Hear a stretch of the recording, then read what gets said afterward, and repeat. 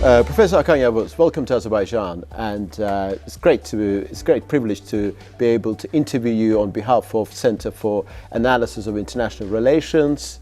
And today our main topic is a book entitled Nagorno-Karabakh Conflict, Historical and Political Perspectives. You're one of the co-editors. This is a very comprehensive account of what's happened during those 30 years, and it's all-embracing. And I got two questions. From the very beginning, was this conflict absolutely inexorable, inevitable? Was there any way to stop it? This is the first question. And the second question, what factors made it so protracted? I think this conflict, what is called Karabakh conflict, is a territorial conflict. It is a clash of two nationalism and claim over the same territory. And also this conflict is very much the legacy of the Soviet Union. I think the seeds of the conflict planted during the Soviet era in 1923, the autonomy very much provided a ground for Armenian irredentist nationalism. I think one of the fundamental problems here we are dealing is irredentist nationalism, and this form of nationalism also had support to some extent from the Soviet Union, especially in 1990 to 1992. So we have now I would say more or less conflict is resolved, but still there are a number of issues on the table, and I think the regional states' role are going to become very important. In this book, we try to examine the Karabakh conflict from three dimensions. Historical dimension, we try to examine the historical origins of the conflict. It very much from the Soviet era, but there are some articles examine also Russian period. The second part is the political dimension, which examines the role of nationalism, nation state, and the role of ideology, how they shape the contemporary conflict. The third part of the book deals with international law, because there are some claims and debates, so we try to examine what international law's position on the contemporary conflict still to some extent going on. Yes. And so 30 years, not solution, apathy, global actors unable to interfere in a very meaningful way. And 2020 in November, something of historic importance happened. Second Karabakh War, which from the Azerbaijani point of view ended the conflict, and we are in the process of post-conflict normalization. Armenians beg to differ, they got their own account. But my question is that in 2020, September, on the 27th of September, there must have been some kind of a critical mass entailing certain factors which enabled Azerbaijan to act swiftly, robustly, to restore international justice. So that was a moment. What were the key ingredients of that momentum? Well, I would argue that the Azerbaijan, I think First Karabakh War was a major defeat for Azerbaijan. The defeat turned into a new glue of nation building in Azerbaijan. I think Azerbaijani population was much more ready and motivated to sacrifice to regain the territories. I think technology is something very important. I think Azerbaijani military had the necessary technology, but I think there's a popular will to defend and sacrifice what determined the outcome of the war. What was the critical which led to this war? I would say Pashinyan. Because Pashinyan, who came to power in 2018, he was in favor of peaceful solution, But the same Pashinyan in 2019, he visited Karabakh and he declared that the Karabakh is Armenian. It is part of Armenia. We are not going to compromise. I think that was the turning point, I would argue. It ruined the diplomatic or international initiatives. It is very much Armenian position, very much led to the Second Karabakh War, I would say, because Azerbaijan didn't have any other option but to take the challenge of Armenia. And the war, as you know, it lasted 44 days. And I would say it was one of the cleanest wars in the modern history in terms of less civilian damage, less civilian destruction, except some of the Armenian attacks on the Azerbaijani cities. But still, if you compare with other conflicts in Ukraine or in Syria, I think this conflict was much more cleaner than any other war. In terms of Nikol Pashinyan's rhetoric, it has changed over the years. I mean, incrementally. Well, in 2019 he was in Shusha. He celebrated. There was a jamboree. He, in an intoxicated state, drinking red wine and feeling very jubilant. And then he said, "Karabakh is Armenia, full stop." But after the war, the perception is that he's trying to prepare the Armenian public for the following conclusion. And he's saying that, effectively, from the point of view of international law, Karabakh has always been Azerbaijan. And he said that we tried to veto the Lisbon document, but we failed. And he also made a reference to the fact that in 2007, when the previous administrations agreed for a new referendum to be held in the former Nagorno-Karabakh, which was effectively legitimized the one which was held in 1991. So he effectively blaming the previous administrations. Correct. He's saying that the current situation that I found myself in is a result of their failures. How do you see this painstakingly difficult process that he has to explain to his populace that Karabakh is Azerbaijan, but it needs to be properly communicated? How do you see his challenge? See, the Pashinyan, he studied journalism, but he never finished. He was kicked out from Yerevan State University. Yes. He came to, he was a journalist and very popular journalist, by the way.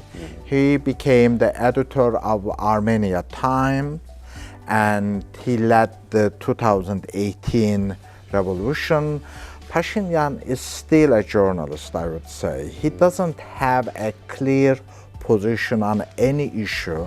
In one day, you can find 6-7 different positions of Pashinyan.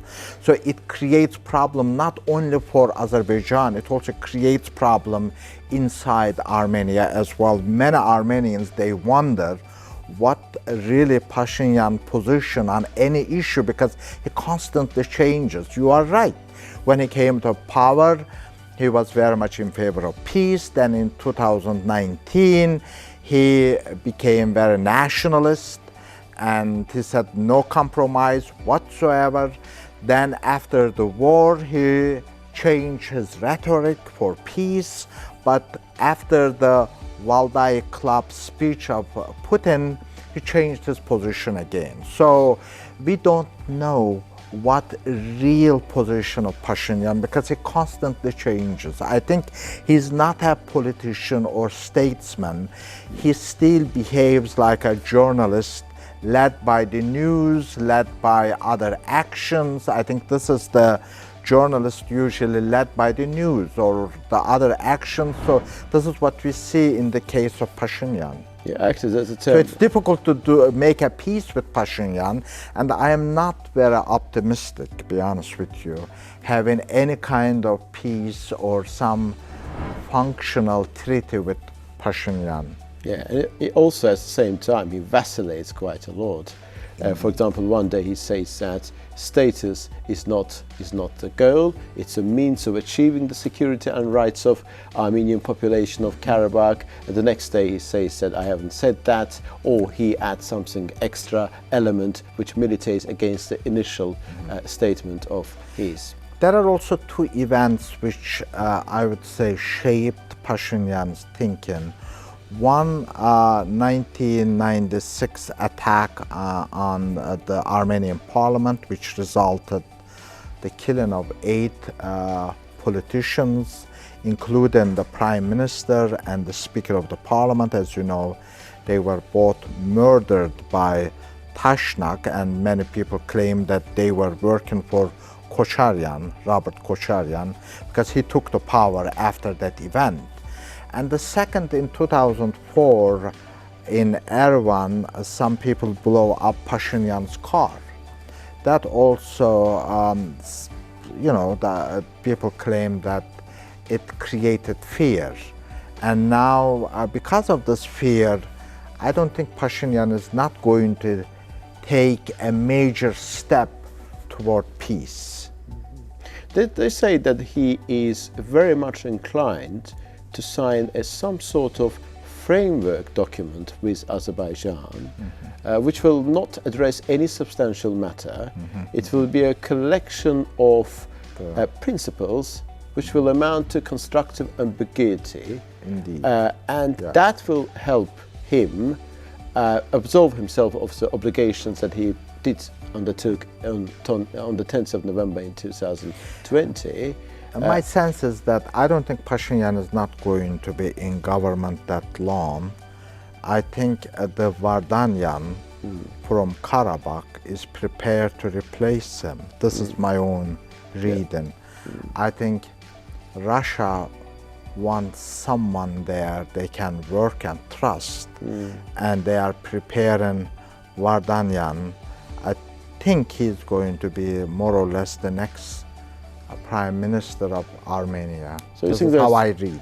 So you think that Vardanyan sent to Karabakh by Russia, not just to lead the process there, but as a future Armenian Prime Minister? Indeed, this is how I read. I think he will be the next Prime Minister of Armenia. Russia is preparing him, and I think he wants to display his nationalist qualifications over Karabakh issue. Then the next step for him is going to be the Prime Minister of Armenia. So Armenia will remain as the outpost of Russia for a long time. This is how I see, because economically, very militarily, diplomatically, culturally, very much depends on Russia. So I think this will continue. This is how I see. I see. And Russian peacekeeping contingent, which is based in Karabakh, how do you think, how committed is Russia as a state to extend the tenure of that peacekeeping contingent, which is temporarily stationed there now, beyond 2025? I think Russia wants to stay in the Caucasus, and they believe that they can only stay a major power or a critical player in the Caucasus if they keep those troops in the Karabakh region.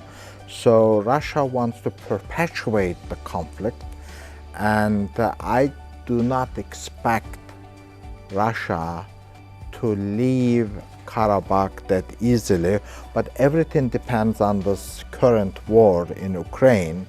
If Russia is defeated, if Putin goes away, under the new administration, situation might change to some extent. But as long as Putin stays there, I am less optimistic of a peaceful solution in this region.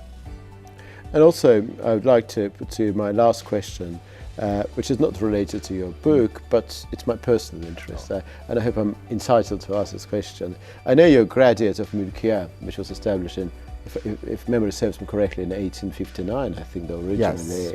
And it is one of the most quintessentially important institutions of continuity between the old Ottoman system and the Republican system. And I know that it was initially in Istanbul, then moved to Ankara, and you studied there. You're associated with many illustrious global institutions. As a person of academic nature and proclivity, and as an intellectual, how it has your time spent there influenced your intellectual pursuits and perception of your own sense? Well, I think the Mülkiye is one of the first Ottoman institution to westernize and centralize the state. So it's a state-centric institution. I would say even today, Mülkiye takes the state at the center more than the nation. It's a state-centric institution. It tries to examine domestic and international events from the perspective of the state, that the state interest, and in terms of the long-term implications of the events. In that sense, I think my own thinking, my own writing has always been also state-centric. I think state is much more important. By state, I also mean the rule of law, and as a body of institutions which are so important for the the protection of the nation itself. If you have a weak state or non-functioning state, then especially in this part of the world, you are going to end up with a number of problems. So I think Mektebi Mülkiye, or the Siyasal Bilgiler Fakültesi, what we call today, is very much a state-centric institution. It looks at the events from the interest of the state. There's always perception that state is in danger and we have to protect it. Indeed. I think even in the anthem of that particular school, it says that time has arrived, we are ready, and to come to the rescue of the state.